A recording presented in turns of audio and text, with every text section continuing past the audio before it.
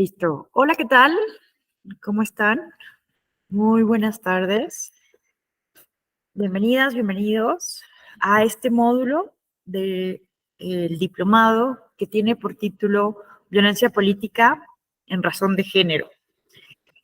Me presento brevemente. Mi nombre es profesor Alejandra Tello y soy profesora investigadora de la Escuela Judicial Electoral, y para mí es un placer enorme estar con ustedes en este módulo, que es pues el último, ¿verdad?, de este diplomado en Derecho Penal Electoral.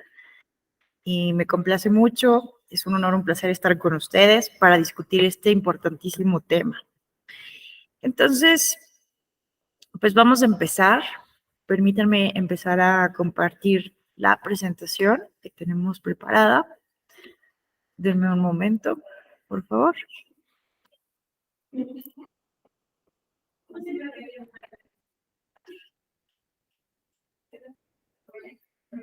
Si se escuchó en algún momento cortado o no me escuchan bien, por favor, indíquenmelo en algún momento, por favor. Bueno, también generalmente hago una exposición y dejamos una exposición continua y dejamos tiempo al final para preguntas y respuestas, pero si en algún momento quisieran hacer alguna pregunta, comentario, aportación, cuestionamiento, con toda confianza. Lo podemos hacer durante la exposición también, no hay problema. Este es un espacio académico, si bien es un tema sensible, ¿verdad? La violencia política de género es un tema muy complejo, difícil, sensible. Si tienen opiniones que a lo mejor, ¿no? A veces nos quedamos con la idea, a lo mejor no digo esto porque puede ser políticamente incorrecto, no se queden con esas ideas, exprésenlas, porque estamos justo en un espacio académico y se trata de comprender qué está pasando con este fenómeno, con la violencia política de género, y tenemos que estar permanentemente, autoridades electorales, ciudadanía, académicos, académicas, estudiando, preguntándonos si la manera en la que estamos abordando esta problemática es la adecuada o no. Hay muchas preguntas que nos hacemos constantemente quienes nos dedicamos a esto, que nos hacemos permanentemente, y entonces necesitamos hacer preguntas pertinentes siempre, ¿verdad? Entonces, bueno, vamos a comenzar con el tema. Vámonos con lo básico. ¿Qué es la violencia política contra las mujeres en razón de género? Miren, vamos a leer la definición contenida a partir de la reforma electoral de 2020. Es una reforma muy importante porque por primera vez se define tal cual en diferentes legislaciones secundarias, entre otras, de manera muy relevante, ¿verdad? Pues la Ley General de Acceso de las Mujeres a una Vida Libre de Violencia, pero también en la Ley General de Instituciones y Procedimientos Electorales, que es la definición que voy a citar ahora, ¿no? La violencia política contra las mujeres en razón de género es toda acción u omisión, incluida la tolerancia, basada en elementos de género, que esto es muy importante porque podemos encontrar violencia en contra de las mujeres u otros grupos históricamente discriminados, ¿verdad? Pero no necesariamente esa violencia tiene en todos los casos un elemento de género. Entonces, es bien importante en todos estos casos saber identificar ese elemento, que es lo que vamos a ir viendo en este diplomado, cómo podemos identificar esos elementos de género y ejercida dentro de la esfera pública o privada. Vean que no necesariamente la violencia política pudiéramos pensar que por ser política solamente se acredita en la esfera pública, pero muchas veces estas formas de violencia se dan en espacios privados, en espacios cerrados. Entonces, recordemos ese manifiesto del feminismo, ¿no? De que lo privado también, lo privado es político, ¿no? Lo personal es político, ¿no? Es un planteamiento muy importante de la teoría de género, ¿no? Porque justamente lo que pasa en los espacios privados afecta muchas veces los derechos políticos electorales de las mujeres. Entonces, es toda acción, omisión, incluida la tolerancia, basada en elementos de género y ejercida dentro de la esfera pública o privada, que tenga por objeto o resultado limitar, anular, menoscabar el ejercicio efectivo de los derechos político-electorales de una o varias mujeres, el acceso al pleno ejercicio de las atribuciones inherentes a su cargo, es decir, no solamente se da durante las campañas electorales, antes de que las mujeres accedan a los cargos de elección popular, sino que vean que también estamos hablando del acceso pleno al ejercicio de las atribuciones, labor o actividad, porque, por ejemplo, el derecho a votar y ser votadas de las mujeres no se limita a eso, ¿no? A ganar una elección, sino que una de las dimensiones de este derecho humano es justamente poder ejercer efectivamente el cargo, permanecer en el cargo y ejercer la función, ¿no? Entonces, eso también hay que tenerlo en cuenta, que no solamente puede ser durante los procesos electorales, sino que incluso puede ser antes, durante o después de los procesos electorales. Entonces, eh, hablábamos, ¿no? El acceso al pleno ejercicio de las atribuciones inherentes a su cargo, labor o actividad, el libre desarrollo de la función pública, la toma de decisiones, la libertad de organización, así como el acceso y ejercicio de las prerrogativas, tratándose de precandidaturas, candidaturas, funciones o cargos públicos del mismo. Bueno, vean este siguiente párrafo, expresa que se entenderá por las acciones o omisiones que se basan en elementos de género. Vean, aquí vemos ya una primera definición importante. Cuando se dirigen a una mujer por ser mujer, que esto es lo absurdo de la violencia. Muchas veces he tenido justamente oportunidad de hablar de esta problemática en universidades, en varias partes del país. Y esto lo que me preguntan muy seguido, ¿no? Oiga, profesora, pero también los hombres son violentados en la política. ¿Por qué solamente hablar de la violencia en contra de las mujeres, ¿no? Tienen toda la razón. De hecho, es algo muy grave.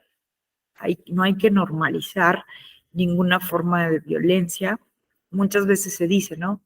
El hecho de que las mujeres participen en política, si ellos querían participar en política, pues deben de aguantar, ¿no? Porque la política es así, la política es violenta, la política es difícil, la política es ruda, y si las mujeres querían participar en política, pues que se aguanten. Y es precisamente una campaña que surge del NDI, que se llama la campaña hashtag no es el costo, porque justamente hay que comprender, hay que sensibilizarnos de que no tendría que ser el costo ni para hombres ni para mujeres participar en política, tener que ser violentados o violentadas. No normalicemos que la política sea violenta.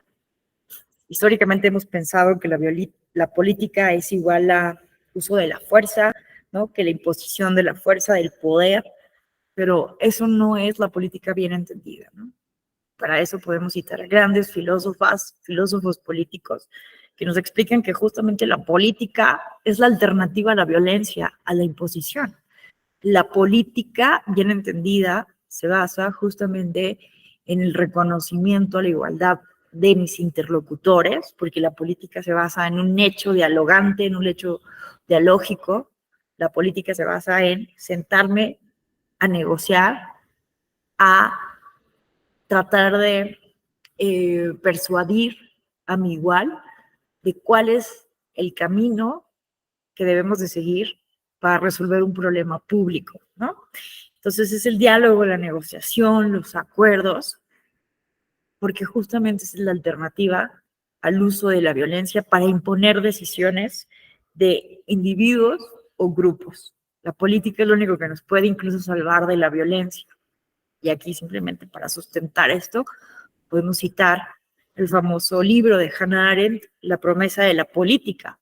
Entonces no podemos normalizar que la violencia sea política y que entonces, si las mujeres quieren participar en política, que se aguanten como lo han hecho toda la historia de la humanidad los hombres, que han aguantado esta violencia porque es parte. No, no lo normalicemos. Pero por otro lado, es verdad que a los hombres también los violentan en política y eso no tiene que ser normal. Hay varios estudios, resalta uno de la consultoría ETELEC, tiene un estudio que justamente nos sensibiliza sobre que los procesos electorales de 2018 y 2021 han sido de los más violentos en la historia electoral mexicana. Hubo una gran cantidad de candidatos y candidatas asesinados, la mayoría han sido hombres. Entonces, tenemos un problema muy grave de violencia en general, pero vean, aquí el punto es comprender algo. ¿Cuál es la diferencia entre esa violencia que se comete en contra de los hombres y la violencia que se comete en contra de las mujeres? Decimos, el elemento de género. A diferencia de la violencia que sufren los hombres, a las mujeres nos violentan por el absurdo hecho de ser mujeres. Eso no ocurre a los hombres, como ocurre a las mujeres. Entonces, es una analogía que yo utilizo mucho en las clases. No se trata aquí de decir que un problema sea más preocupante o más grave o más importante que otro. Es como en el campo de la medicina, en las enfermedades.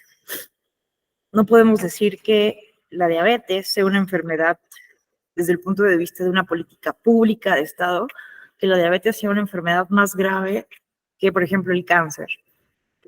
Entonces, simplemente lo que ocurre es que no podemos tratar enfermedades diferentes con la misma medicina, con los mismos especialistas, con el mismo enfoque.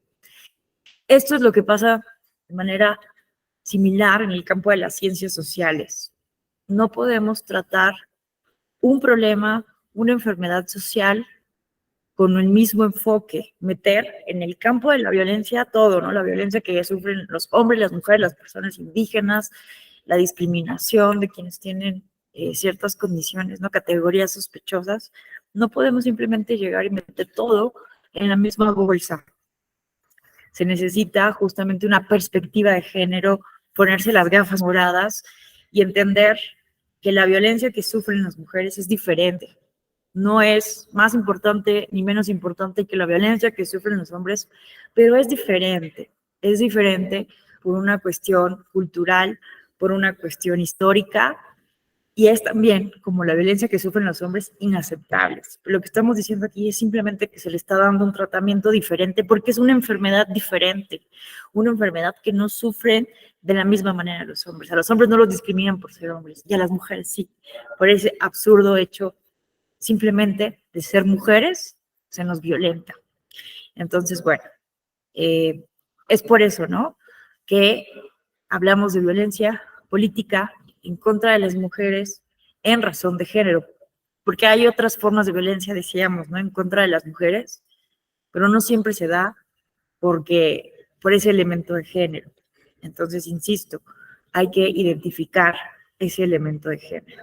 Pero también es un problema gravísimo, ¿no? La violencia en contra de los hombres, y también hay que darle tratamiento, pero obviamente lo apartamos como otra problemática que debe ser tratada con otra perspectiva, con otra política pública, con otro enfoque. Aquí nos estamos concentrando exclusivamente en este problema porque es inaceptable que en pleno siglo XXI sigamos viendo este tipo de pancartas que demuestran el elemento de género, que por simplemente el hecho de ser mujeres no nos quieren muchas personas quienes han tenido tradicionalmente el poder en los espacios políticos. Vean, ¿no? Porque aquí podemos ver una definición con letras y muchas veces ese es uno de los problemas, ¿no? Que muchas veces tenemos una resistencia a reconocer esta problemática porque es un concepto muy abstracto, porque muchas veces no lo hemos vivido. Afortunadamente eso es algo positivo, ¿cierto? Es algo muy positivo que no hayamos sido víctimas de violencia política de género, ya sea de manera directa o de manera indirecta, que alguna de nuestras hermanas, primas, tías hayan sufrido esta violencia. Entonces no sabemos por nuestro campo de experiencia de qué están hablando las personas que están hablando de esto. Y es normal, ¿no? Que nos cerremos y digamos, ya van a empezar con este tema, ¿no es cierto? Y entonces, desafortunadamente, muchas veces como empezamos a sensibilizarnos, es justamente así, viendo los casos reales, viendo que esto es la violencia política, ¿no? Aquí es una fotografía de una pinta en la Sierra de Guerrero, en Iliatenco, Guerrero, que, por cierto, fue el primer caso en que se anula una elección por violencia política de género. Y vean nada más el mensaje que se da. Ninguna vieja más en el poder. Fuera Movimiento Ciudadano, fuera Ruperta. Entonces, veamos, ¿no? Esto es un ejemplo nada más de las muchas manifestaciones en que se está dando la violencia política de género. Es solamente un ejemplo más que muestra esa discriminación, esa forma violenta en que están reaccionando quienes históricamente han tenido el poder frente a la participación de las mujeres. Entonces, ¿qué pasó aquí en este caso Iliatenco Guerrero? Pues a unos días de la jornada electoral, durante el periodo de veda, como ustedes recordarán, el periodo de veda significa que debe haber un tiempo de reflexión para la ciudadanía a fin de que pueda con tranquilidad, sin ninguna intromisión, ya más, ¿no? De mercadotecnia, de mensajes, de spots, tomar su decisión de manera libre, de manera consciente. Es una regla que viene desde hace muchísimos años, ¿no? Que viene de la tradición europea, de Francia, ¿no? Permitir este periodo de reflexión a la ciudadanía para tomar una decisión libre, personal. Y entonces, durante el periodo de veda, empiezan a aparecer un total de 14 pintas como esta, con mensajes de este tipo, ¿no? Misóginos, en contra de, en ese momento, la alcaldesa, que era una mujer, por cierto, indígena, insisto, de la Sierra de Guerrero, estaba buscando la reelección. Entonces, aquí se anuló la elección, dado que fue una elección bastante cerrada, muy competitiva, y esta fue una irregularidad que se consideró bastante grave, porque, insisto, ¿no? Se da en un periodo de veda, trastocando uno de los principios constitucionales más importantes, que es elecciones libres, pacíficas, el derecho de las mujeres a una vida libre de violencia, y entonces se decide lo que la diferencia entre el primero y el segundo lugar había sido una distancia mínima. Se consideró aquí volver a hacer la elección. Pero bueno, esto es un poco como para empezar a sensibilizarnos, porque insisto, a veces tenemos esta resistencia, ¿no? A reconocer que existe un problema público y no nacimos, ¿no? También eso es cierto. No nacimos todas las personas deconstruidas, ¿no? No nacimos sabiendo que existen algo que se llaman, ¿no? Los estereotipos de género, que son estas creencias, prejuicios ideas, preconcepciones de lo que deben ser, hacer las mujeres y lo que deben de hacer o ser los hombres, cómo deben de hablar, cómo deben de vestirse, qué actividades deben de hacer. Entonces no nacimos las personas, ¿no? Con esta conciencia de cómo los estereotipos de género a lo largo de la historia de la humanidad, de las sociedades humanas, han generado situaciones de desigualdad, situaciones de desequilibrio de poderes entre los hombres y las mujeres, y que esos estereotipos, esas creencias han puesto a las mujeres en una situación de inferioridad frente a los hombres, y que el problema de los estereotipos es que llegan justamente a esto, a la limitación de los derechos humanos y a la violencia, que justamente puede llegar a cuestiones fatales como incluso los feminicidios, que pues déjenme les cuento que justamente México pues no es, el problema de la violencia política de género no es algo exclusivo de México, ni tampoco algo novedoso. ¿Cuándo surge? Pues básicamente surge la violencia política de género desde que existe sociedades, comunidades políticas, y en donde no se le ha permitido a las mujeres participar en esas comunidades políticas, ¿no? Entonces aquí simplemente pongo una imagen de una sufragista en Inglaterra que refleja, ¿no? Justamente esas primeras luchas de la primera ola feminista que se da no solamente en Inglaterra, se da en todos los países que aspiraban ya, ¿no? Durante el siglo XX a ser democráticos, bueno, desde el siglo XVIII, XIX y XX, pero estos son los primeros movimientos fuertes, ¿no? Ya más coordinados, en donde las mujeres están justamente buscando el reconocimiento de sus derechos.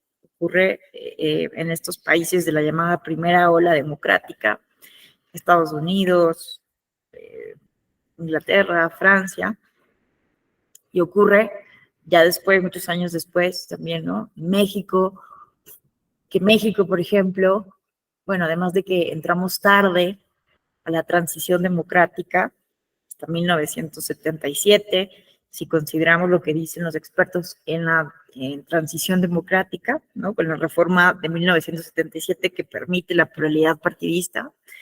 Pero en México se reconoce el sufragio femenino desde 1953 y fue uno de los últimos países de América Latina en reconocerlo. Pero también se dio este movimiento sufragista en México, que empiezan los primeros llamados de mujeres feministas, incluso desde el siglo XIX. Desde el siglo XIX, y hay muchos registros históricos, pero fueron mujeres desde 1857 más o menos, mujeres de Zacatecas, feministas zacatecanas desde el ámbito local, que juntaron firmas y enviaron una carta al Congreso de la Unión para exigir la participación de las mujeres. Obviamente se ignoró. También durante el porfiriato en México, muchas mujeres presentaron firmas que enviaron en ese entonces presidente de la República, Porfirio Díaz, para exigir su participación, su voto, y también fueron ignoradas. Entonces, hubieron muchos intentos en México, ¿no? Y bueno, aquí hay un ejemplo, ¿no? De cómo en el sufragismo de Inglaterra, que se da en el siglo ya XX, bueno, desde el siglo XVIII, XIX vemos varios intentos, lucha por los derechos de las mujeres, pero vemos, ¿no? Sobre todo en el siglo XX, con el movimiento sufragista en Inglaterra, que se busca este reconocimiento, y en un primer momento fueron las mujeres igual, ¿no? Como estos casos que les cuento de México, enviando escritos al Parlamento para exigir el reconocimiento del derecho, porque no hay ninguna justificación racional, no hay ninguna justificación aceptable para que se restrinja el derecho de las mujeres a opinar sobre determinaciones que también les afectan. Entonces, en un primer momento, de manera pacífica, de manera tranquila, se presentan cartas exigiendo al Parlamento inglés que se reconozca el sufragio femenino, se les ignora, se les dice que no, y poco a poco empieza a radicalizarse el movimiento. Y cómo reaccionaban, ¿no?, las autoridades, el Estado inglés, ante estas, se empezó a radicalizar. Hoy en día decimos, ¿cómo es posible que las feministas pinten los monumentos? Bueno, es que muchas veces no es justificación, pero muchas veces lo que ocurre es comprender, ¿no?, la razón detrás de esto. ¿Por qué se empiezan a radicalizar los movimientos feministas? Porque son ignorados, porque son justamente no tomados en cuenta, no hay una empatía, hay una indolencia muy grande, ¿no? Entonces, ¿aquí qué pasó? Que las mujeres empezaron a radicalizarse, empezaron a protestar de manera mucho más, de formas radicales, y eran, aquí vemos, ¿no?, arrestadas, privadas de su libertad, les llevaban a prisiones, y ahí muchas mujeres muy valientes hacían huelgas de hambre. Si donde estuvieran ellas seguían protestando, si las sacaban de los lugares, se encadenaban, ¿no? Se encadenaban a las sillas en los eventos donde se hacían, iban a gritar con megáfonos, a interrumpir discursos de políticos, de parlamentarios, porque querían ser escuchadas. Y cuando los arrestaban, ¿no?, en estas huelgas de hambre, por ejemplo, las obligaban a comer con embudos, muchas prácticas muy violentas, ¿no? Entonces, desde ese tiempo existe la violencia política en razón de género, simplemente porque eran mujeres, éramos mujeres, no se permitía participar.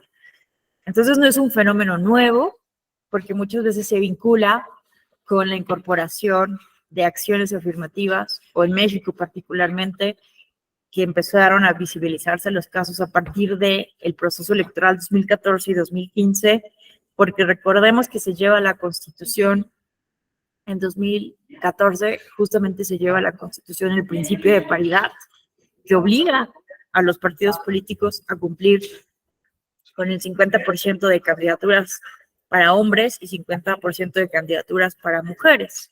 Entonces, muchas personas asocian el surgimiento de la violencia política de género a la incorporación del principio de paridad, pero vemos que lo cierto es que es un fenómeno realmente antiguo, que ha existido siempre, solo que esta vez ya le dimos un nombre.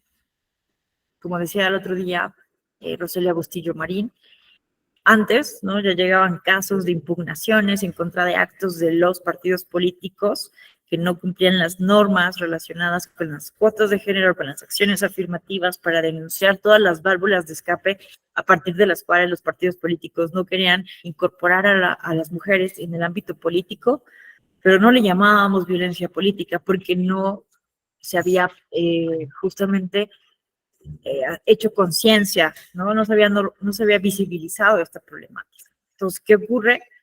Que justamente, ¿no?, esto nos lo explican muy bien, por ejemplo, dos politólogas, Mona Elena Krug y Juliana Restrepo, que son desde el punto de vista académico, quienes han defendido el concepto de la violencia política de género. Entonces tienen una gran cantidad de textos de producción académica en donde explican por qué es importantísimo darle un enfoque especial a esta forma de violencia. Y lo que ellas nos dicen entonces es que no es que la paridad haya generado violencia o que las acciones afirmativas generen violencia, ¿no? Sino que lo que estamos observando es que, número uno, más mujeres en política simplemente permite la creación de más lugares de violencia potencial, dado que hay más mujeres a las que se puede atacar. Número dos, mayor visibilidad y voz política pueden ser vistas como una amenaza para quienes quieren preservar el status quo, lo que exacerba justamente el uso de la violencia como una manera para evitar el cambio. Número tres, una mayor conciencia de la participación política de las mujeres puede fomentar, a su vez, una mayor conciencia en cuanto a la desigualdad política, lo que arroja justamente nueva luz sobre dinámicas que han ocurrido durante muchos años, ¿no?, como el ejemplo que les ponía de Inglaterra. Entonces, bueno, esto es como una precisión conceptual relevante, ¿no? Surge ha existido siempre, solo que ahora se está estudiando como un fenómeno aparte, con un concepto específico, ya lo estamos nombrando, lo clasificamos, y bueno, pero ¿qué ha pasado, no? ¿Qué ha pasado? ¿Cómo es que empezamos a darle tratamiento en la materia electoral? Bueno, eh, pues ya empezaron a llegar, ¿no? Los primeros casos desde 2014, desde 2015 en este proceso electoral.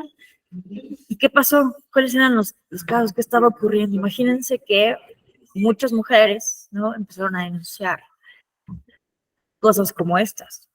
Una presidenta municipal no la dejaban gobernar simplemente por ser mujer. Los regidores hombres decían en muchos municipios del país, pues este tipo de fenómeno, ¿no?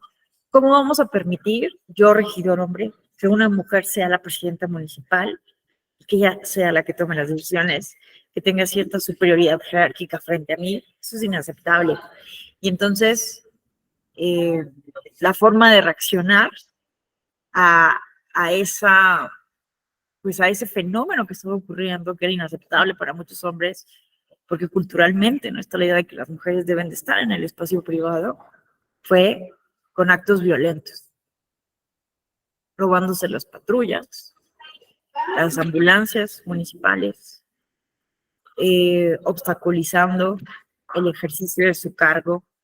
También vimos que presidentes municipales que empezaban a tener más regidoras mujeres no querían pagarles remuneración, no las convocaban a las sesiones solamente por ser mujeres, no las convocaban a las sesiones del cabildo, ¿no? O, o les ordenaban que sus puestos, ¿no? Las llevaban a las regidurías de decoración, a las regidurías exclusivamente de cuestiones que supuestamente son exclusivas de las mujeres, y no se les dejaba participar en toma de decisiones que se consideraban más importantes para los municipios. Entonces empezaron a denunciar todo este tipo de cosas, cuestiones también, ¿no? Gravísimas, como a una presidenta municipal la obligan a renunciar, ¿no? Con una amenaza, con el uso de la fuerza, amenazando a los familiares de las presidentas municipales, eh, con amenazas reales, con pistolas, ¿no? Así de renuncia, firma la carta y presenta la renuncia o vas a valer, tú y tu familia, ¿no? Hay casos bien tristes de víctimas, no sé si han tenido oportunidad de escuchar testimonios de víctimas, pero de mujeres políticas a las que se les asesinó, a sus hermanos, a sus parejas, que fueron e incendiaron su casa. A estas mujeres que se les obligó a renunciar, llevaron las cartas al Congreso y después denunciaron que habían sido obligadas con amenazas a renunciar. Entonces imagínense, ¿no? Bueno, a mí, por ejemplo, empecé a sensibilizarme porque yo, como les digo, nadie nacimos deconstruidos, deconstruidas. Entonces, es normal que tengamos esta resistencia porque habíamos pensado que el mundo era mejor, ¿no? De lo que realmente es. Cuando nos damos cuenta de este tipo de cosas, teníamos muy normalizada la violencia, los chistes misóginos, ¿no? Teníamos muy normalizado esos estereotipos. Y entonces a mí, por ejemplo, desafortunadamente un caso terrible que me ayuda a sensibilizarme cuando empiezo a estudiar este tipo de casos, pues fue el caso de una mujer indígena en Oaxaca. Vean esto, simplemente por manifestar su deseo de participar en política a su abuelo, era una comunidad indígena donde eligen a sus autoridades por sistemas normativos indígenas, simplemente por decir, oye, abuelo, a mí me gustaría participar en la siguiente asamblea comunitaria. ¿Qué creen que pasó? Tu abuelo la tomó prácticamente de los cabellos, se la llevó a una plaza pública y ahí, enfrente de todo el mundo, le empezó a latigar, a golpearla con un látigo, para que le quedara claro que el lugar de las mujeres es en el espacio privado. Imagínense eso. Entonces, es real la violencia política de género, y estos casos empezaron a llegar, empezaron a denunciarse. ¿Y qué hicieron las autoridades electorales? Porque evidentemente durante el 2014-2015, pues no existía justamente una legislación específica sobre el tema. Pues de entrada, pues hay que bajar, ¿no? Que la Constitución, el artículo primero constitucional, con toda claridad señala, ¿no? Desde 2011, el artículo primero, que todas las autoridades, en el ámbito de sus competencias, tienen la obligación de promover, respetar, proteger y garantizar los derechos humanos. En consecuencia, el Estado deberá prevenir, investigar, sancionar y reparar las violaciones a los derechos humanos en los términos que establezca la ley. Asimismo, el artículo primero constitucional es muy claro, señalando que está prohibida la discriminación por motivos de género. Entonces, bueno, ya el artículo primero constitucional daba a las autoridades electorales desde 2011 un mandato importante para actuar cuando se estuviera enfrente de cualquier violación a los derechos humanos, ¿no? Incluida una violación evidentemente a los derechos humanos políticos de las mujeres. Pero bueno, ya desde antes, vean ustedes, el Estado mexicano, vean, desde 1982, el Estado mexicano ratificó, desde 1982, México ratificó la CEDAW. ¿Qué es la CEDAW? Es la Convención para eliminar todas las formas de discriminación en contra de la mujer. Perdón que sea tan insistente, ¿no? Pero desde 1982, ¿qué dice la CEDAW? El artículo 7. Los estados parte, es decir, incluyendo México, pues deben de adoptar, buenas noches, todas las medidas apropiadas para eliminar la discriminación contra la mujer en la vida política y pública del país, garantizando en igualdad de condiciones con los hombres el derecho a ser elegibles para todos los organismos cuyos miembros sean objeto de elecciones públicas.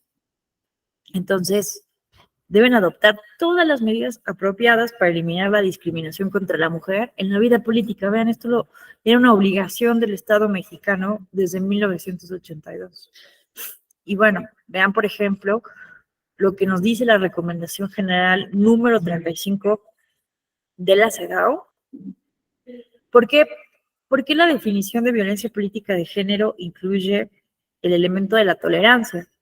Se establece que la violencia política de género es toda acción u omisión, incluida la tolerancia, ¿no? Vean, aquí podemos entender un poco por qué se habla de este concepto de la tolerancia, porque vean lo que nos dice la Recomendación General número 35. El hecho de que un Estado parte adopte todas las medidas apropiadas para evitar actos de violencia de género contra las mujeres, cuando sus autoridades sepan o deban saber del riesgo de violencia, o cuando fallen en investigar, perseguir, castigar y reparar el daño a las víctimas, vean, proporciona un permiso tácito o aliento a actos de violencia de género contra las mujeres. Y estas fallas u omisiones constituyen violaciones de derechos humanos. Entonces, vean, si una autoridad, un Estado parte de la CEDAW, sabe que existe un hecho muy probable de violencia de género y no hace nada, ese no actuar, esa tolerancia a la violencia, constituyen violaciones de derechos humanos también, ¿no? Es por eso bien importante ese concepto de la omisión o la tolerancia que pueda tener una autoridad sobre violaciones a los derechos humanos, en este caso, muy concretamente de las mujeres. Entonces, las autoridades electorales, como parte del Estado mexicano, evidentemente no podían simplemente decir, no hay una ley específica, no podemos hacer nada ante estos hechos, ¿no? Porque sí había un mandato constitucional y esta obligación desde el punto de vista de la CEDAW. Y no es el único instrumento que existía. Tenemos también la Convención Interamericana para prevenir, sancionar y erradicar la violencia contra la mujer, que es ratificada por el Estado mexicano desde 1998. O sea, vean, también desde hace muchos años, y esta convención es bien importante, porque es la primer convención en todo el mundo en que se habla sobre violencia, porque la CEDAW hablaba de discriminación, pero esta convención, la Convención Belém do Pará, habla ya concretamente de este término, ¿no? Es la primera vez que se utiliza en un instrumento internacional el término de violencia en contra de las mujeres, ¿no? Violencia de género. ¿Y qué nos dice entonces? ¿Qué obligaciones tiene México desde 1998? Desde ese entonces se estableció que las mujeres tienen derecho a una vida libre de violencia, tanto en lo público como en el privado, ¿no? Se reconoce puntualmente este derecho y se establece, vean, los estados parte deben condenar todas las formas de violencia contra la mujer y adoptar por todos los medios apropiados, sin dilaciones, políticas orientadas a prevenir, sancionar y erradicar dicha violencia, así como incluir en su legislación interna normas penales. Aquí estamos en un diplomado de Derecho Penal Electoral. Hay, desde 1998, esta obligación de incluir en las normas penales formas para prevenir, sancionar y erradicar la violencia en contra de las mujeres en general.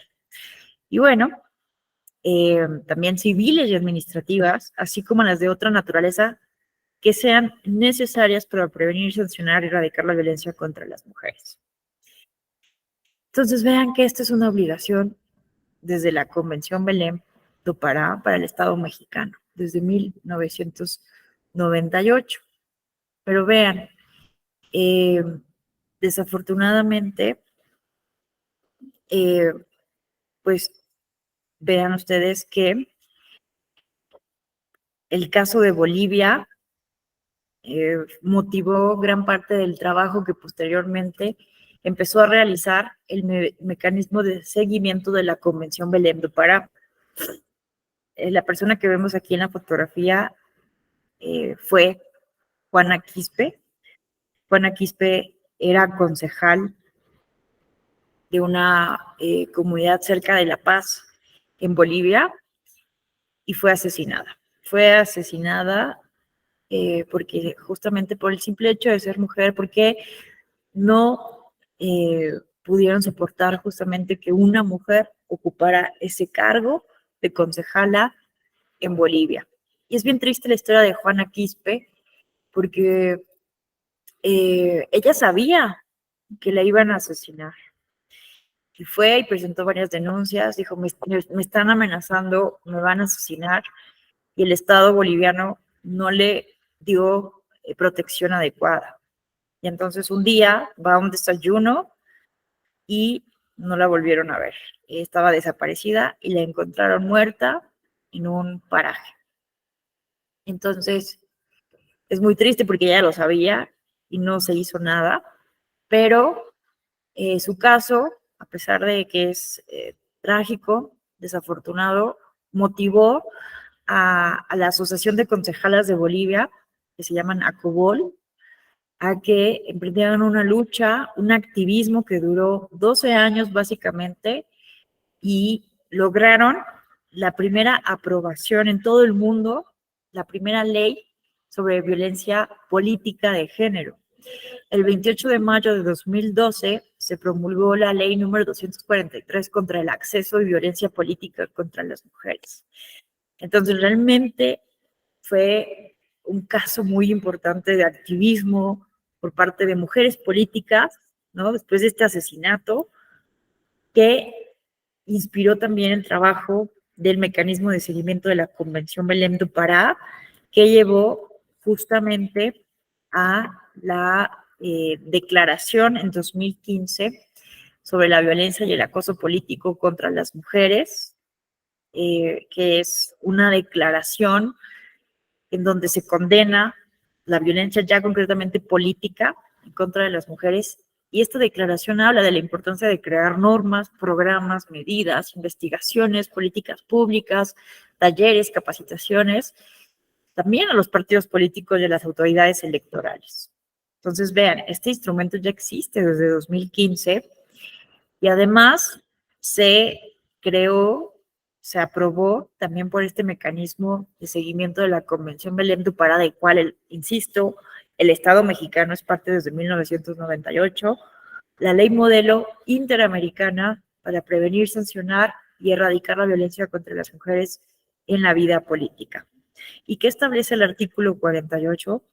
Vean, ¿no? Que el Estado actuará con la debida diligencia para prevenir, investigar, sancionar y reparar los actos de violencia contra las mujeres en la vida política de acuerdo a lo establecido en esta ley.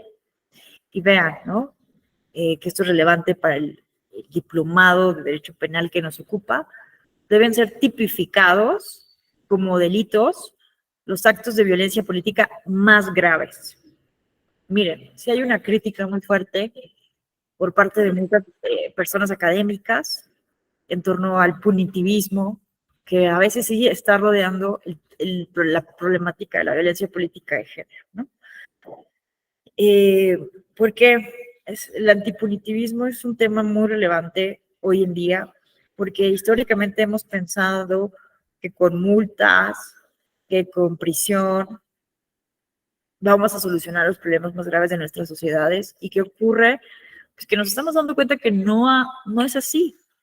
¿Cuántas personas están hoy en día en las cárceles, en las prisiones, y no vemos la solución de los problemas más graves de inseguridad, ¿no? Los problemas más graves de secuestros, violaciones, lo que ustedes quieran. Se supone, ¿no?, que las prisiones están pensadas desde un modelo de reinserción social, pero eso es, casi no ocurre en la realidad, ¿no? Sabemos que las prisiones básicamente, sobre todo, ¿no?, en países como México, América Latina, son lugares terribles, ¿no?, que violan permanentemente los derechos humanos de quienes están en las prisiones, que muchas veces están ahí sin una condena, quienes muchas veces están ahí acusados de cosas que no cometieron, violando el principio de presunción de inocencia. Son realmente infiernos, ¿no? Entonces, hay una crítica fuerte, ¿no? Decir, ¿cómo vamos a solucionar el problema de la violencia política de género con derecho penal si no ha funcionado en otros temas? Pero vean, ¿no? Creo que es algo que sí tenemos que pensar, algo que sí tenemos que reflexionar definitivamente.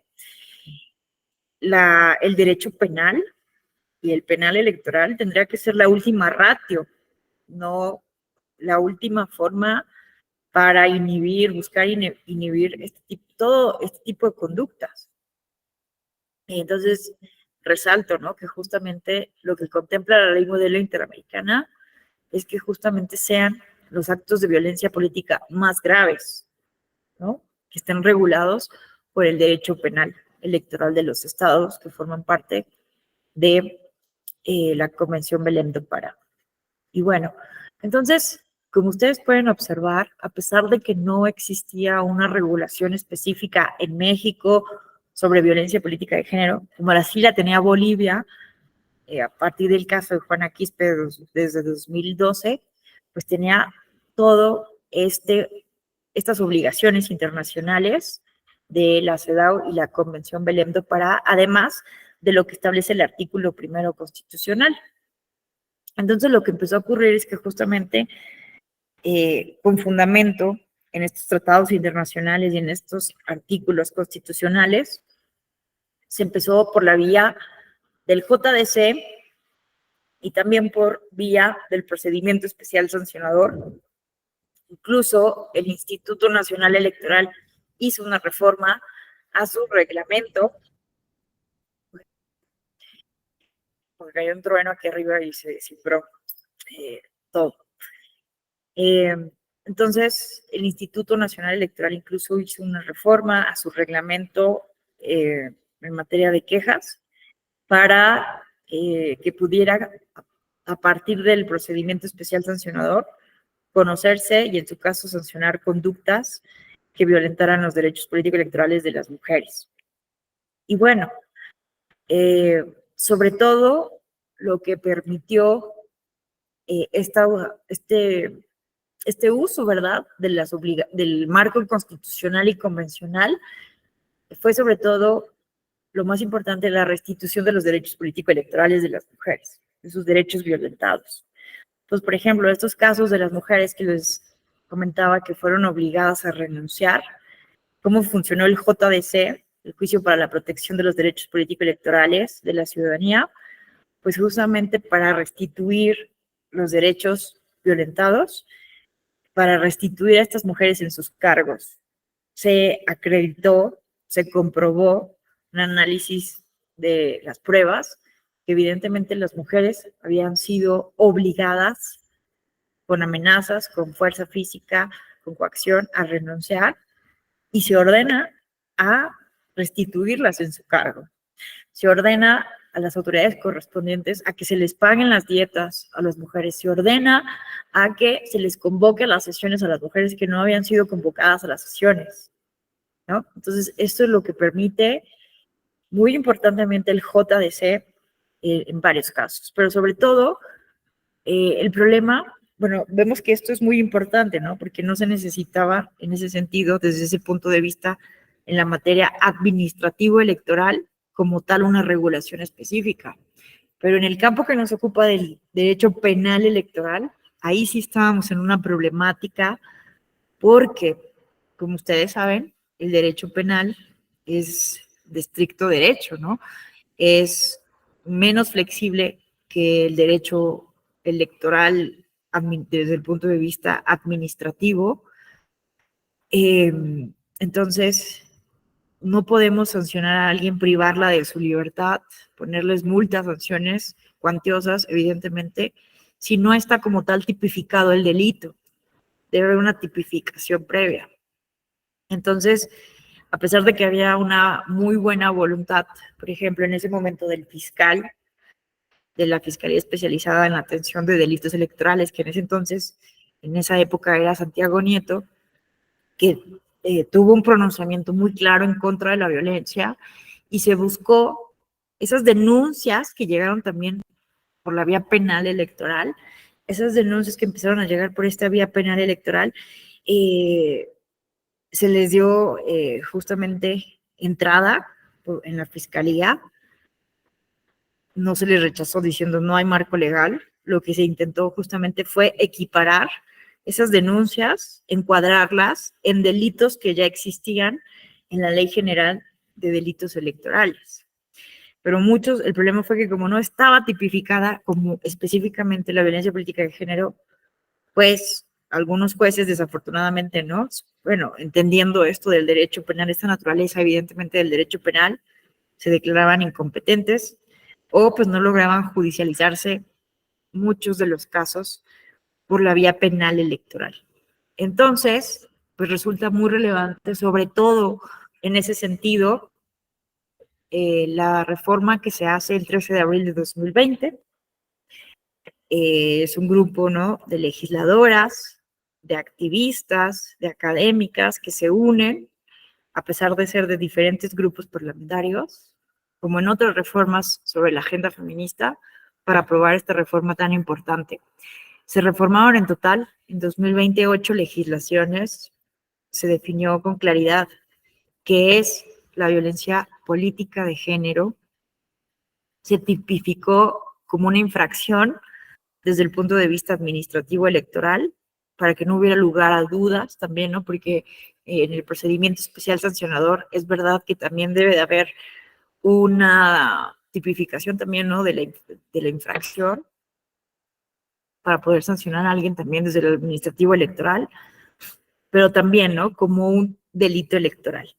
Y bueno, se estableció, por ejemplo, cosas importantes como que la pena aumenta 1/3 cuando se trata de un servidor público, de una persona integrante de un partido político o de un candidato. Y también la pena aumenta a la mitad cuando se ejerce en contra de una mujer indígena.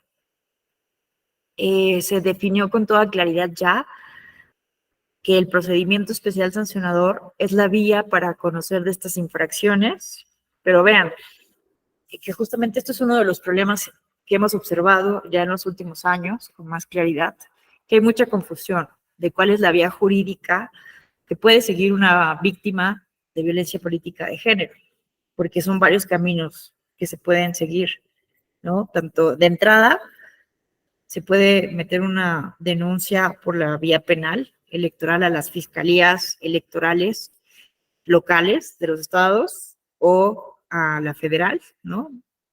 Que forma parte de la Fiscalía General de la República, o por la vía administrativa electoral, pero puede ser o se puede presentar ya sea un procedimiento especial sancionador y o un juicio para la protección de los derechos político-electorales de la ciudadanía. ¿Y cuál es la diferencia? Que esto es lo que ha causado mucha confusión, que ahorita lo vemos, por ejemplo, de manera muy clara en el caso de la gobernadora de Campeche, que se acredita que comete actos de violencia de género en contra de diputadas de un partido político del PRI, que se presenta en un primer momento un JDC y después se presenta un procedimiento especial sancionador.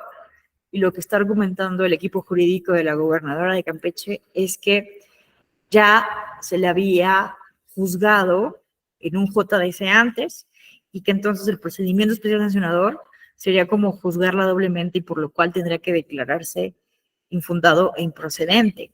Pero entonces aquí hay que comprender que son vías procesales totalmente distintas. El procedimiento especial sancionador tiene como finalidad sancionar, ¿no? Investigar los hechos que se están denunciando para, en su caso, en caso de que se acredite esa violencia política de género, sancionar a la persona. En cambio, el juicio para la protección de los derechos político-electorales de la ciudadanía es para tutelar los derechos políticos que se pudieron vulnerar justamente ante actos de violencia política de género.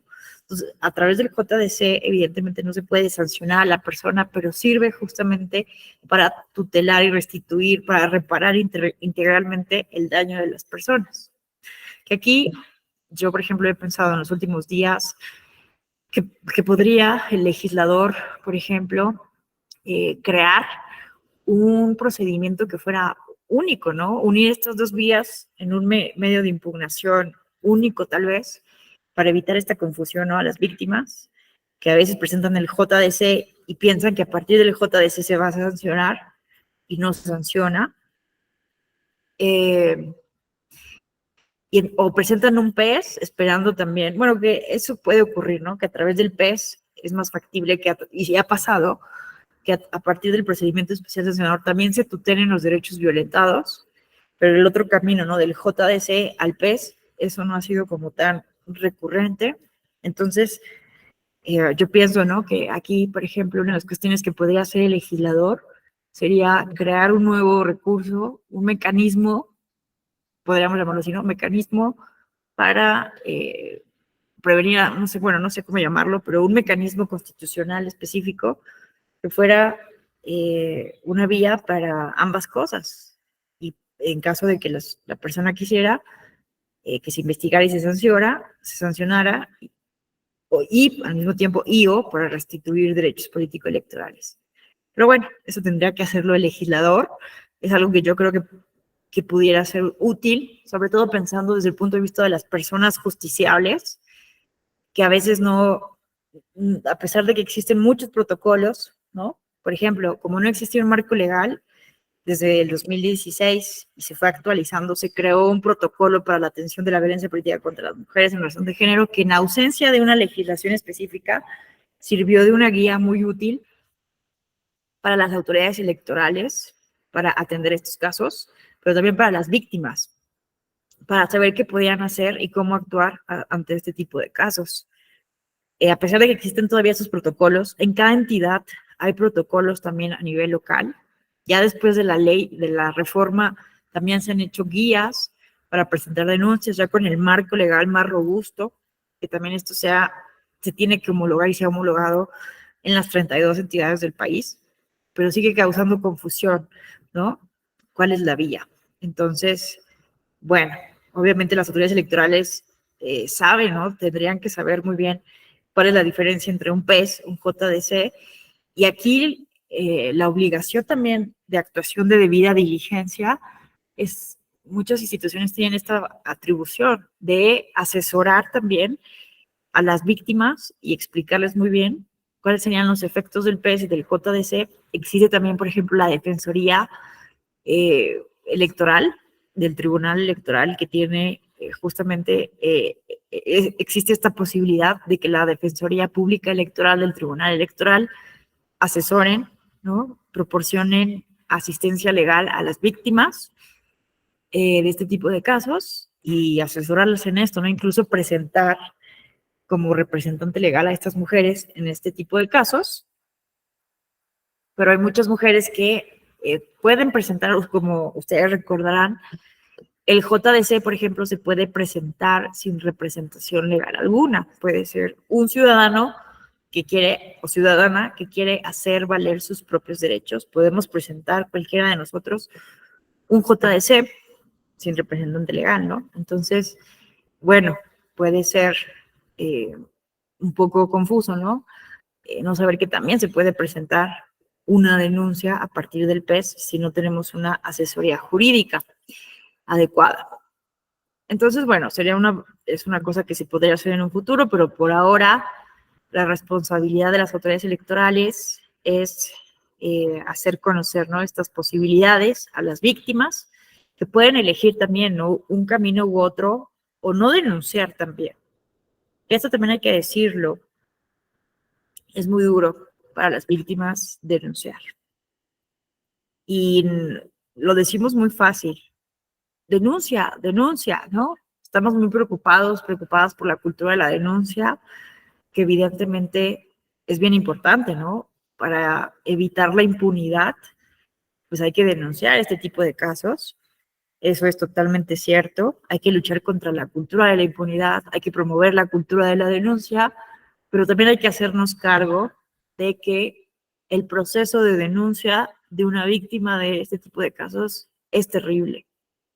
Es terrible porque de entrada, pues todavía predomina una cultura patriarcal, misógina, y si una mujer denuncia esto, pues ya de entrada va a ser objeto de revictimización, porque se va a decir, ay, ¿no? Esto lo han dicho muchas mujeres que han denunciado y que son víctimas, no lo digo yo, que afortunadamente no estoy en una situación de esta, ¿no? Han dicho que se les acusa de estar mintiendo, de ser problemáticas, también en la opinión pública, ¿no? Es muy duro, ¿no? Pero se dice, ay, esta mujer otra vez causando problemas. Entonces empieza a estigmatizarse a la mujer que presenta una denuncia. Que, bueno, empieza una batalla legal. Obviamente la persona a la que se le está denunciando también va a, con sus abogados, grupo de abogados o con algún defensor, también va a buscar defenderse y muchas veces se hace propaganda en contra de las mujeres que están denunciando, ¿no? Justamente acusarlas de calumniadoras, de mentirosas. Entonces, eso de entrada. Y luego, a pesar de que se pueda tener una sentencia a favor, que eso es muy importante, ¿no? Para las personas que están en un proceso de denuncia, para las víctimas, es bien importante que se reconozca a partir de una sentencia esta violencia, ¿no? Han habido casos y se dan que por diferentes interpretaciones, por tener diferentes concepciones, porque al final del día sabemos que el derecho es un tema al final del día debatible, opinable, subjetivo, no hay una verdad absoluta jurídica. Esto es un problema también, ¿no? Que por eso tenemos órganos colegiados, porque no hay verdades jurídicas absolutas. Los casos a veces pueden ser muy difíciles de determinar si sí estamos ante un caso de violencia política de género o no, si las autoridades electorales realmente son las competentes o no, son las cuestiones que se han presentado.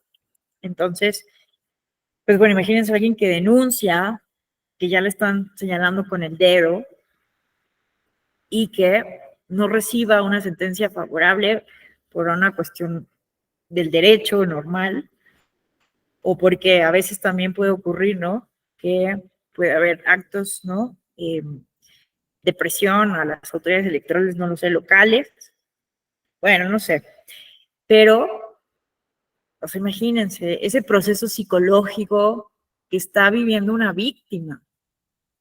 Es que a mí me interesa muchísimo como investigadora la parte de las emociones políticas, la psicología que está detrás de este tipo de actos. Por ejemplo, yo les recomiendo mucho, que es algo que yo estoy haciendo ahorita, una investigación que estoy haciendo. Estoy estudiando mucho a una filósofa que se llama Martha Nussbaum. Tiene un libro que se llama La ira y el perdón, y que tiene que ver en cómo estamos manejando como sociedades las sanciones, la ira que provocan las injusticias. Entonces, bueno, por eso les recomiendo mucho, bueno, tiene ese libro, pero tiene una gran producción académica, porque yo por eso les digo, ¿no? Hay que estar todo el tiempo pensando, cuestionando con un fuerte espíritu crítico si estamos abordando bien esta problemática o no. Entonces, yo por eso les digo que presentar una denuncia, evidentemente lo tenemos que fomentar como autoridades para evitar la impunidad. Pero tenemos muchísimo que trabajar para hacer el camino de la denuncia menos doloroso, menos revictimizante, más amigable para las personas que sufren esto. Porque yo solamente hice un recuento, una descripción de lo que puede vivir una mujer, porque aunque tenga una sentencia, bueno, ya vimos, ¿no? Un supuesto que tuviera una denuncia, una sentencia desfavorable, te quedas como persona, imagínense el proceso psicológico, ¿no? Viviste un acto de violencia y te dijeron que no era violencia, la mayoría de magistradas dijo que no era violencia, y tú sentías que sí era violencia, o te dicen que esa autoridad no era competente, bueno, ¿y ahora qué hago? ¿No? Porque un proceso legal, lo sabemos muy bien, implica recursos, hay que pagar abogados, incluso eh, tiempo, tiempo de nuestra vida que deberíamos de estar destinando a ser felices, a vivir en paz, en armonía. Viene un acto de violencia que nos está arruinando la vida en ese momento, evidentemente. Nos está arruinando la vida porque tendríamos que estar ejerciendo plenamente nuestros derechos político-electorales, y alguien que se resiste a esa participación de las mujeres nos está haciendo la vida un infierno. Entonces estamos invirtiendo tiempo que no deberíamos invertir en que se nos haga justicia, imagínense. Y entonces nos dicen que no, y la gente que te señalaba con el dedo, ya viste, no eres víctima. Entonces, es bien complejo. Una investigadora, una amiga, colega mía de la Universidad Autónoma de Baja California me decía esto: yo nunca voy a recomendar a una mujer que denuncie, porque estamos conscientes de que denunciar es un proceso largo, un proceso escabroso, y que no estamos garantizando que no va a haber revictimización. Entonces es algo que tenemos que trabajar. Pero bueno, ¿qué más se estableció? Algo bien relevante, ¿no? Ya se establece desde la Ley General de Instituciones y Procedimientos Electorales como requisito de elegibilidad no estar condenado por violencia política de género. Mañana vamos a hablar de la Ley 3 de 3, que ya fue aprobada por el Senado de la República. Se aprobó primero en la Cámara de Diputaciones, ahora en el Senado de la República, porque ocurrió algo, ¿no? Ocurrió algo, se estableció por parte de la Suprema Corte de Justicia de la Nación que la interpretación que había hecho el Tribunal Electoral sobre este concepto del modo honesto de vivir era algo inconstitucional. ¿Qué pasó? Pues imagínense, ¿no? Que un regidor en el estado de si era Veracruz o Oaxaca, en Oaxaca. Un presidente municipal, perdón, estaba siendo reincidente en el estado de Oaxaca. Ya se le había acreditado que había violentado a las regidoras del ayuntamiento del municipio. Lo volvió a hacer, era reincidente ya, se negaba a reconocer su acto y entonces se presentó un litigio, una demanda bien interesante. Se estaba argumentando que esta persona, al ser reincidente y violentador de mujeres, violando derechos humanos, no estaba cumpliendo con el requisito de tener un modo honesto de vivir para reelegirse, porque esta persona, además de ser violentador, estaba buscando reelegirse. Entonces se argumentó, se denunció, se llevó este planteamiento en un primer momento, llegó hasta la sala regional Jalapa, y la sala Jalapa emitió este criterio, ¿no? De que se confirmó justamente que no se estaba cumpliendo con el modo honesto de vivir. Y se llevó después esto a sala superior, y sala superior confirmó el criterio de sala regional Jalapa, que establece nuestra Constitución, que somos ciudadanas, ciudadanos mexicanos, quienes además de ser nacionales y además de cumplir con 18 años de edad, debemos de tener un modo honesto de vivir. Entonces, ¿qué es eso del modo honesto de vivir? Bueno, eso se planteó en la Suprema Corte de Justicia de la Nación. Puede llegar a ser un concepto muy ambiguo, puede ser una determinación moral. Al final del día, la moral es opinable, ¿no? Lo que para mí es bueno, para otra persona tal vez no. Entonces, puede ser muy subjetivo. La Sala Superior y Sala Regional Jalapa habían dicho que efectivamente una persona que violenta a las mujeres no cumple con un modo honesto de vivir, pero pues la Suprema Corte determinó que esto era muy problemático porque era muy subjetivo, porque además la Corte Interamericana de Derechos Humanos, en dos casos, en el caso Petro Urrego versus Colombia, el caso Leopoldo Mendoza versus Venezuela, ha establecido un criterio relevante. No se pueden suspender los derechos políticos por una autoridad administrativa. Lo que dijo la Corte Interamericana es que se pueden suspender por una autoridad, por una sentencia en materia de una autoridad judicial penal. Penal. Entonces, aquí, pues la Sala Superior es una autoridad jurisdiccional, pero no penal. Bueno, entonces hay ahí un problema, ¿no? Y la Suprema frenó esta interpretación del modo honesto de vivir, que a partir de esto también se creó por una sentencia del tribunal el Registro Nacional de Personas Sancionadas en materia de violencia política de género, que se los voy a enseñar ahora. Miren,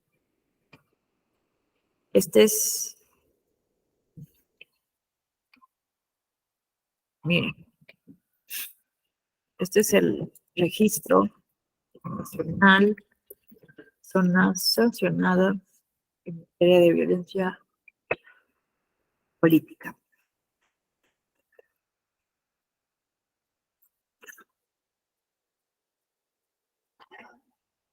¿Qué ocurrió? ¿No? Que también a partir de una sentencia se estableció que el INE debía de tener un registro para llevar la cuenta, para poder tener claridad de quiénes eran las personas que estaban siendo sancionadas en materia de violencia política de género.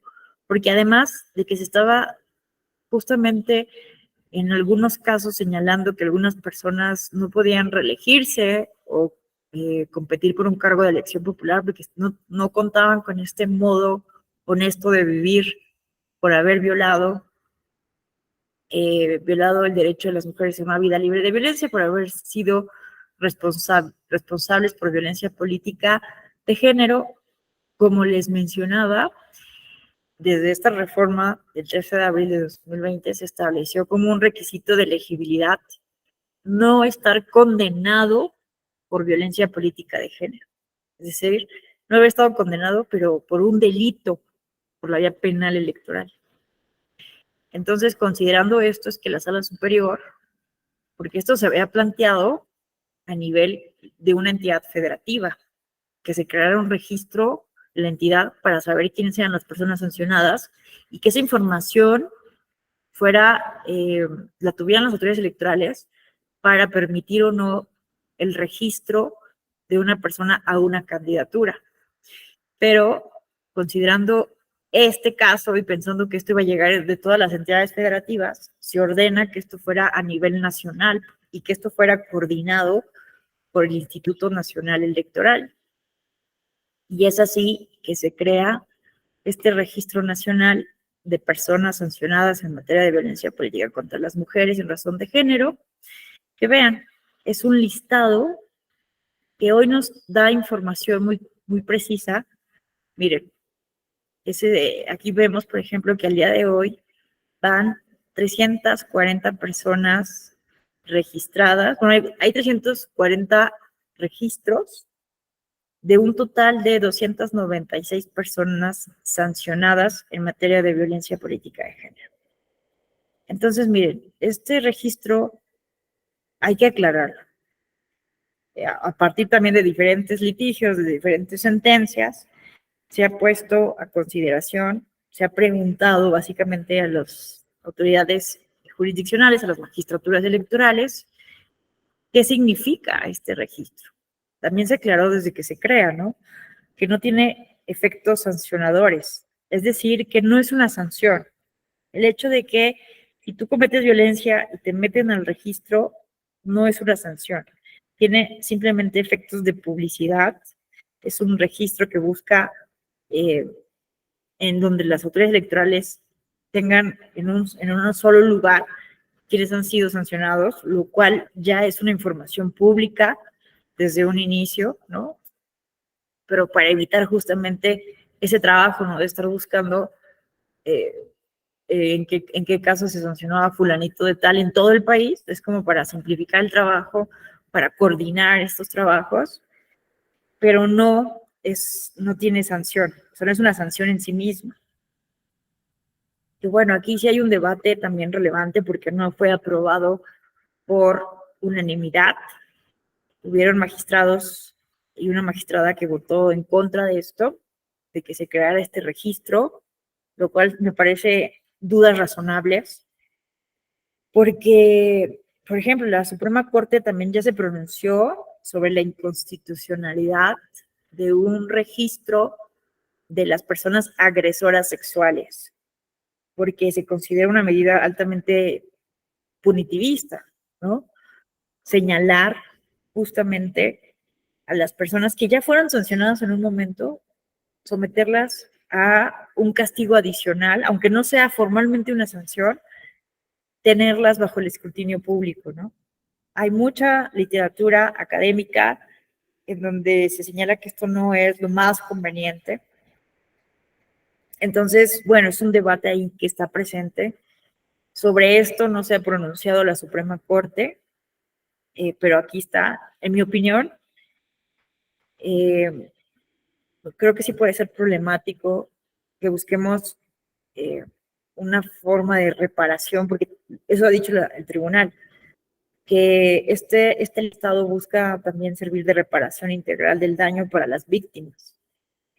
Pero a mí sí me parece problemático, ¿no? Un listado con el nombre de las personas, porque también estamos buscando la reinserción, ¿no? La rehabilitación de las personas agresoras que estén en un registro.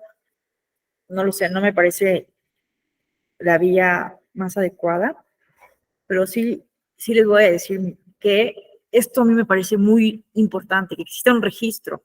A lo mejor que no pudiéramos ver el nombre de las personas sancionadas directamente, porque estas sentencias son información pública, a lo mejor omitir el nombre de las personas para no estarlo señalando con un dedo, ¿saben? Y darles posibilidad, ¿no? A una rehabilitación o reinserción social, pero que sí pudiéramos tener este registro permanente. ¿Por qué? Porque esto nos permite tener información estadística muy útil que nos podría ayudar justamente a diseñar política pública para prevenir este tipo de casos, para mejorar los trabajos en la prevención, en la atención, en la erradicación y en la reparación integral del daño.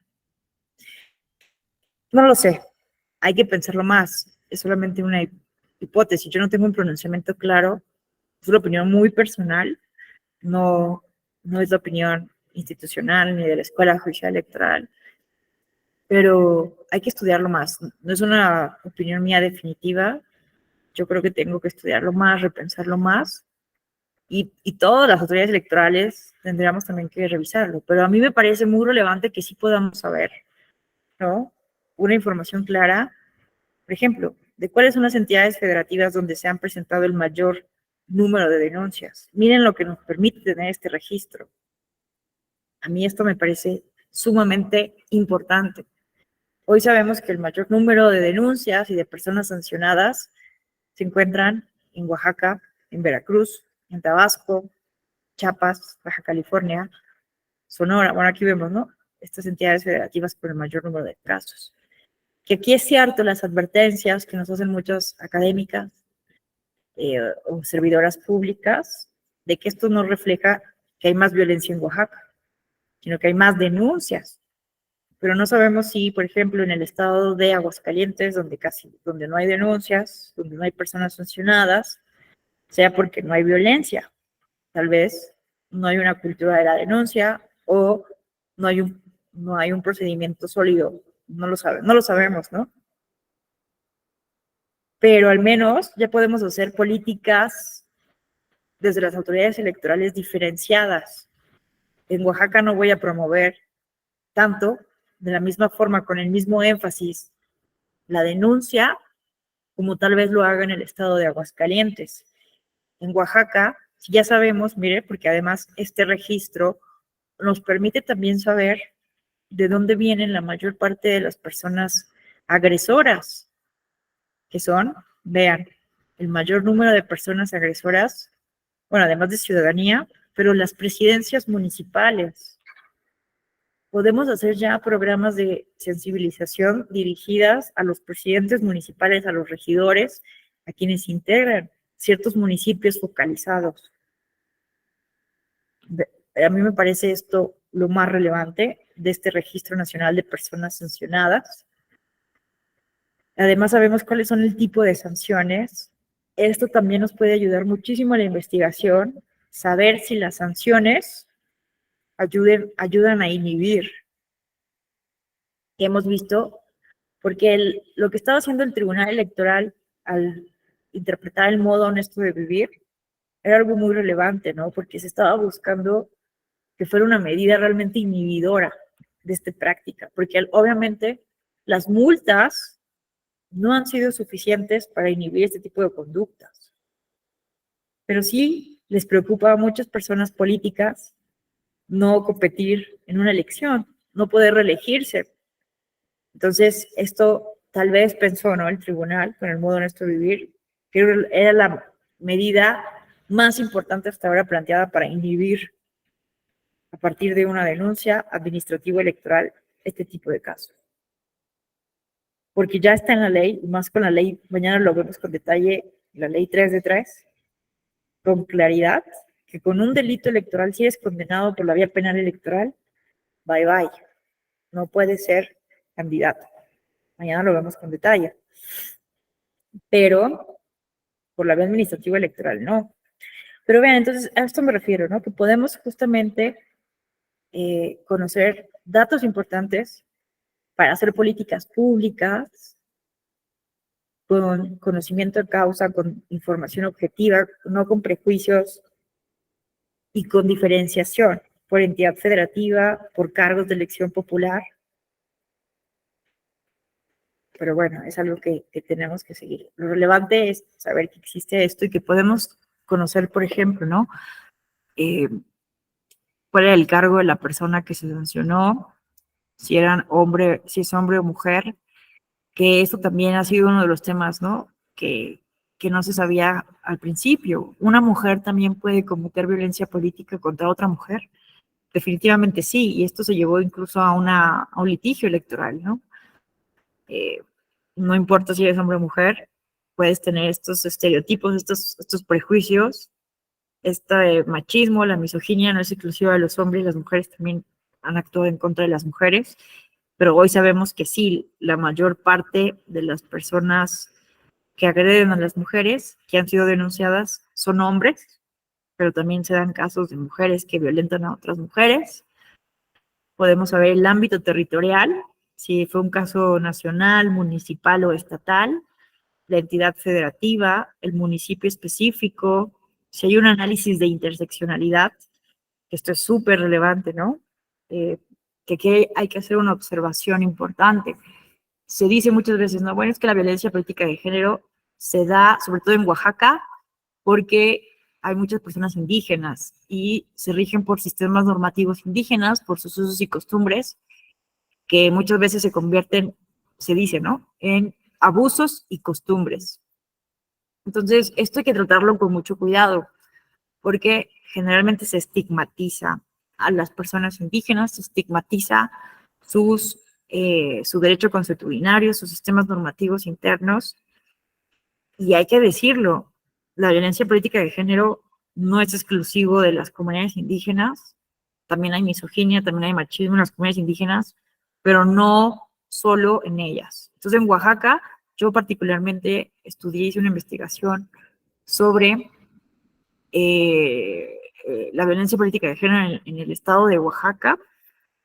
Tuve oportunidad de hacer un protocolo, un modelo, a partir del caso de Oaxaca, y lo que identifiqué es que básicamente también, ¿no?, en la mitad de los casos que se daba la violencia política de género, tanto en municipios que eligen a sus autoridades por sistemas normativos indígenas, como en el sistema de partidos. Entonces se da en ambos casos. No es algo exclusivo ni sobresaliente de las personas indígenas. Pero bueno, este registro nos permite justo saber esta interseccionalidad relevante, ¿no? Porque también hay que darle un tratamiento diferente. ¿Qué significa esto? Rosalía Bustillo, que es secretaria de Estudio y Cuenta en la ponencia de Felipe Lamata, nos habla de un concepto fundamental que es el feminismo intercultural. Tenemos que comprender eso, que los pueblos indígenas, cada pueblo, cada comunidad indígena tiene una cosmovisión muy diferente. Y entonces, cuando se analiza un caso de paridad, de violencia de género, cualquier asunto relacionado con personas indígenas, pueblos y comunidades indígenas, hay que verlo con un enfoque intercultural. No podemos simplemente tratar de imponer desde una cosmovisión más eurocentrista, más occidentalizada, pretender imponer esa visión a un pueblo, a una comunidad indígena que tiene un derecho constitucional consagrado, reconocido, que es el derecho a la autonomía. Entonces, esto se debe dar tratamiento con mucho cuidado, con un enfoque intercultural, ¿no? Entonces, eso también es muy relevante ver ese análisis interseccional que aquí se define. También esto también es muy relevante, el tipo de violencia que se comete puede ser de muchas formas, puede ser una violencia simbólica, como vimos, por ejemplo, en la pinta de bardas. Es un símbolo, ¿no? No es como tal una violencia física, sino es una violencia verbal, simbólica. Puede ser una violencia psicológica, sexual. Entonces aquí, vicaria, aquí podemos ver las diferentes formas que se han presentado. Hay violencia económica, hay violencia patrimonial, violencia digital, que todas esas formas justamente son parte de las diferentes manifestaciones de la violencia política de género. Entonces, no se necesita tener una violencia física exclusivamente, ¿no?, sino que hay muchas formas de violencia y que cada una de estas manifestaciones de la violencia están bien definidas con toda claridad en la Ley General de Acceso de las Mujeres a una vida libre de violencia. Y bueno, en algunas sentencias se analiza esa modalidad, en algunas no se analiza, y también medidas que se han implementado, medidas de reparación integral del daño. Si hay, por ejemplo, medidas de satisfacción económicas, medidas de protección, medidas de no repetición, si se ha ordenado la disculpa pública, que ahí yo, por ejemplo, es la investigación que estoy haciendo ahora, no estoy tan segura de que ordenar la disculpa pública en todos los casos sea lo mejor. ¿Cómo se debe de hacer este planteamiento de la disculpa pública? Porque esto lo hemos mencionado varias colegas en foros, que pueden ser espacios de revictimización, y esto lo estamos viendo muy claramente en el caso de la gobernadora de Campeche, quien, les cuento brevemente y con esto cerramos, para no agotarles, mañana seguimos, pero recordemos, ¿no?, el caso de la gobernadora de Campeche, que en un programa que se llama Los Martes del Jaguar, sale a decir varias cosas de repente, ¿no? Entonces, una vez salió y dijo que las legisladoras del PRI debían de tener cuidado porque ella tenía conocimiento de conversaciones de WhatsApp que tenían legisladoras por el presidente nacional del PRI y que ella sabía por qué tenían esos plurinominales, bueno, que tenían, porque habían tenido acceso a una candidatura plurinominal, que había sido porque envían desnudos, imágenes íntimas al presidente nacional del PRI. Y que ella lo que quería era defenderlas, que se dieran cuenta, que no cayeran en esa manipulación, supuesta manipulación del presidente nacional del PRI, Alejandro Moreno. Se denuncia esto como una violencia política de género, que además está entrando también con el delito que está tipificado hoy, que es el delito de violación a la intimidad sexual. Como ustedes recordarán, se tipifica en México a partir del activismo de Olimpia Coral, la famosa ley Olimpia, que hoy es un delito compartir información, imágenes íntimas, sexuales, sin el consentimiento de las personas. Entonces, ella dijo que sabía de información, ya después trató de decir, ¿no? Lo que ella informó es que es información que se tuvo en la fiscalía y que ella tuvo información de eso, porque lo que se estamos sospechando también es que se está haciendo espionaje político. ¿Por qué la gobernadora de una entidad federativa tendría las conversaciones privadas de un político? ¿No? De entrada ahí tenemos un tema muy delicado, invasión ilegal a las comunicaciones privadas. Pero bueno, lo que ella dijo es que fue una denuncia que se presentó a la Fiscalía de Campeche sobre el presidente nacional del PRI, y que por eso ella tenía esa información y que por eso ella lo estaba diciendo en este programa. Se acredita que es violencia política de género porque se está diciendo que las legisladoras se les está señalando como personas que a partir de envío de imágenes privadas tuvieron una candidatura, negando el hecho de que ellas, a partir de sus capacidades, de su participación política, pudieran tener acceso a un cargo de elección popular.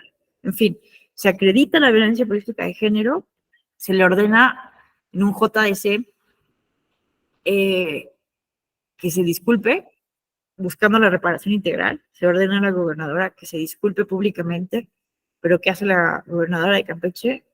Sale en un martes del Jaguar otra vez, y lejos de disculparse,